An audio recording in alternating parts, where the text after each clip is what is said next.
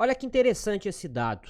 Isso aqui demonstra como que o mercado, né, o Ibovespa em específico, se comporta ao longo de um mês. Como é que é o comportamento do mercado ao longo dos meses, na média, né? Ou seja, aqui a gente tem os dias corridos de pregão, até 23 pregões, né? E em azul a gente tem os últimos 5 anos. E em laranja nós temos os últimos 25 anos do Ibovespa. Ou seja, na média, o Ibovespa tende a subir no começo do mês, ou seja, começo do mês possui um viés altista. A partir dali o mercado lateraliza e no final do mês nós tendemos a ter um viés negativo, né? Ou seja, nos últimos 5 anos o mercado caiu no final do mês e também ao longo dos últimos 20 anos, né? Normalmente, na média, o mercado tende a cair aí nos últimos dias do mês, certo? Nós estamos em agosto. Agosto é um mês que costuma ser negativo. Nós estamos tendo um agosto negativo. Será que agosto também respeita esse mesmo comportamento? Pois bem, está aqui na tela. Veja que agosto, na média, subiu, né? Se a gente levar em consideração o prazo maior, aqui os últimos 25 anos, na realidade desde 94 para cada 28 anos, né? Quase 30 na realidade. O mercado subiu, mas na média nós temos aí um agosto negativo, né? Uma pequena recuperação aqui no meio do mês e depois o mercado vindo a cair aí nos últimos pregões do mês. E a mesma coisa, ou muito parecido, aconteceu no prazo menor. Quando eu chamo aqui de prazo menor, é os últimos 5 anos, né? Olha que interessante, nos últimos 5 anos, agosto caiu direto, não teve esse movimento de alta que aconteceu considerando os agostos desde 1994. Uma recuperação aqui no meio do mês e, novamente, no final do mês, aí no saldo, nos últimos 4 pregões, o saldo negativo. Ou seja, estatisticamente falando, temos o ciclo para o final do mês de agosto negativo. Vamos dar uma olhada no gráfico e ver se as coisas batem. Vamos começar falando aqui do gráfico mensal, né? Então aqui é o gráfico mensal do Ibovespa. Quem acompanhou minhas últimas lives sabe que esse movimento de queda do Ibovespa foi tudo menos surpresa, né? Qual foi o padrão que nós chamamos a atenção no vídeo de fechamento do mês passado? 4 meses de alta, correção. 4 meses de alta, queda, 4 meses de alta, queda, 4 meses de alta, queda, e aqui também em 2020, né? 4 meses de alta e queda. Ou seja, esse mês respeitou, aqui também, né? No final de 2019, 4 meses de alta, queda. Ou seja, o mercado respeitou perfeitamente outro ciclo, né? O ciclo dos 4 meses de alta e agora uma queda importante no gráfico mensal, respeitando aqui a máxima do ano passado como resistência, correto? A gente tinha setado como um bom objetivo para o Ibov, né, uma correção na casa dos 111 mil pontos, justamente a máxima do mês de maio. Tá? Então aqui nós temos o gráfico mensal, o mercado segue de maneira lateralizada, né, consolidando lá a resistência dos 122 mil pontos. Vamos agora para o gráfico semanal do nosso Ibov. Então aqui nós temos o gráfico semanal do nosso Ibov, a gente acompanhou perfeitamente esse movimento de queda aqui do Ibov, inclusive nesta semana aqui, né, eu coloquei não é hora de alta. Assista esse vídeo, o vídeo ficou sensacional, tá? Aqui fica mais fácil a gente observar a marcação de resistência do Ibovespa dentro dessa grande lateralização, novamente observado agora em candles semanais, tá? Perceba que o mercado semana passada, após ter caído 4 semanas, né, fechou abaixo das últimas mínimas importantes. Essa semana a gente chegou a ter uma queda, né, o Ibovespa subiu 0,37%, mas veja, um candle de dúvida, nada muito expressivo, tá? No entanto, é verdade, o Ibov chegou numa zona de objetivo importante no semanal, que é nada mais, nada menos que a média móvel de 20 semanas, costuma ser um ponto de memória, né? Bullish, compradora, aí no gráfico semanal do Ibov, né? Aqui no semanal a gente tem uma zona de objetivo importante que é a casa dos 113 mil pontos, então 113 e o 111, né? Que era o objetivo no mensal, acabam aí sendo objetivos caso o mercado insista em queda, pelo menos no começo da semana que vem, justamente aí nos últimos pregões do mês de agosto. Na realidade, no começo não, né? Porque o mês de agosto vai até quinta-feira, né? Mês longo, 23 pregões, 23 dias úteis, né? Então, até quinta-feira nós temos aí o mês de agosto e, estatisticamente falando, a gente esperaria a continuidade desse movimento de queda, apesar de no semanal o mercado ter deixado uma barrinha de dúvida, mas feia, né? Com uma longa sombra superior. Se a gente vai observar o IFR, né, a gente percebe que o IFR não está numa zona de sobrevenda, né, apesar do mercado ter caído aí 4 semanas, o IFR está acima da zona de 50, né, ou seja, tem muito espaço aí para o IFR corrigir no gráfico semanal, né. O que nós tivemos foi uma correção no gráfico diário, depois dos fatídicos 13 dias de queda, né? Inclusive quem me acompanhou, postei no Instagram, postei no grupo de alunos, né? Que exatamente aqui, né? A partir do dia 18 era esperado alguma recuperação pelos próximos 3 pregões. 1, 2, 3 pregões. Esse terceiro pregão bateu na quarta-feira e o mercado fez exatamente o que era colocado, né? Já que eu tô com o IFR na tela, vejam que aqui do gráfico diário do Ibovespa, aí sim, o IFR chegou numa zona de sobrevenda importante, que é abaixo da faixa dos 35. Não seria de se estranhar o seguinte, né? O mercado renovar a mínima, vir buscar ali a zona dos 113, 111 que a gente colocou, fazer um fundo mais baixo, né? E o IFR não perdeu o seu fundo, tendo aqui uma divergência. É o cenário que, na minha visão, começa aí a se desenhar. Lembrando, começo de mês tende a ser altista. Agosto vindo a fechar negativo, com os últimos dias do pregão em queda, né? Começa a ficar com uma cara de recuperação lá para setembro, né? 1º de setembro e o começo da semana que vem, tá?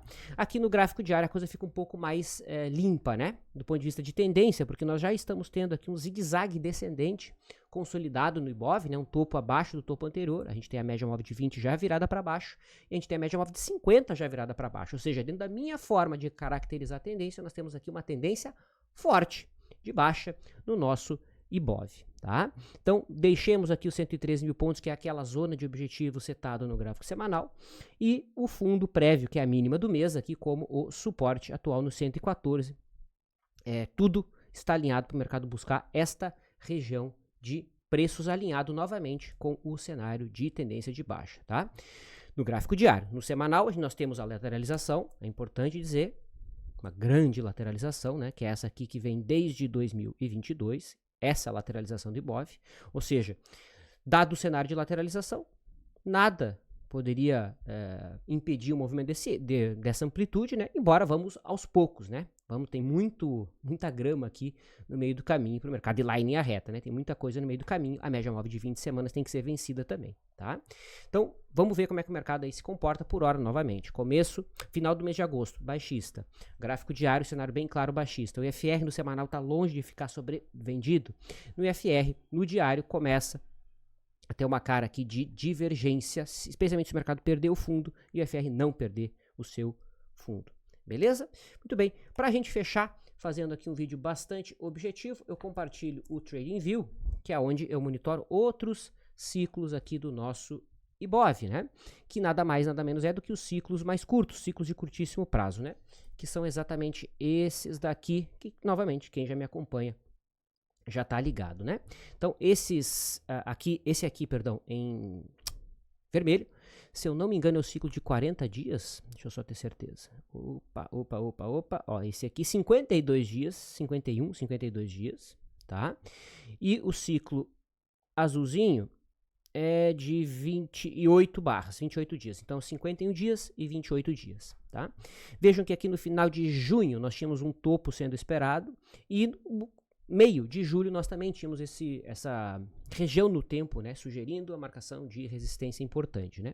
Perceba que o mercado lateralizou nessa região no tempo, né, conforme era de se esperar, né, nessa região do tempo. A gente não está avaliando o preço, aqui nós estamos avaliando o tempo, correto? No entanto, veja que o mercado foi marcar o seu topo somente ali no final de julho. Ou seja, alguns vão dizer, nossa, o ciclo falhou. Não, absolutamente, o ciclo não falhou. Nessa região no tempo era aqui esperado que o mercado parasse de subir, o mercado parou de subir e foi marcar o seu topo importante alguns dias depois, poxa vida, 2 semanas depois. Agora, esse ciclo mais longo, aqui em vermelho, o ciclo mais curto em azul, ele já chegou no ponto de inflexão que foi aqui no dia 22. E olha o que o mercado fez no dia 22. O mercado fez um fundo, tá? Ah, mas aí você ajustou agora para ficar tudo alinhado? Não. Volta os vídeos antigos aí, você vai ver que no dia 22 de agosto nós tínhamos isso aqui já desenhado, tá?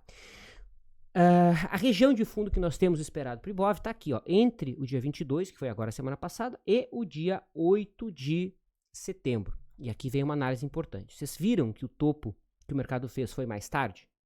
Mais tarde em relação ao ciclo? Ou seja, não me espantaria ver o mercado vir oferecer esse possível fundo lá para o dia 15, depois do dia 8, alguns dias depois. Aqui na realidade foi o quê? Foi mais ou menos aí uns 10 dias úteis, 10 dias corridos depois, né? Lá pelo dia 18, dia 17 de setembro, tá? Mas é interessante, a gente volta a ter os dois ciclos alinhados, pelo menos aqui do meio de setembro para frente a gente volta a ter os dois ciclos alinhados, ou seja, nessa zona no tempo, né?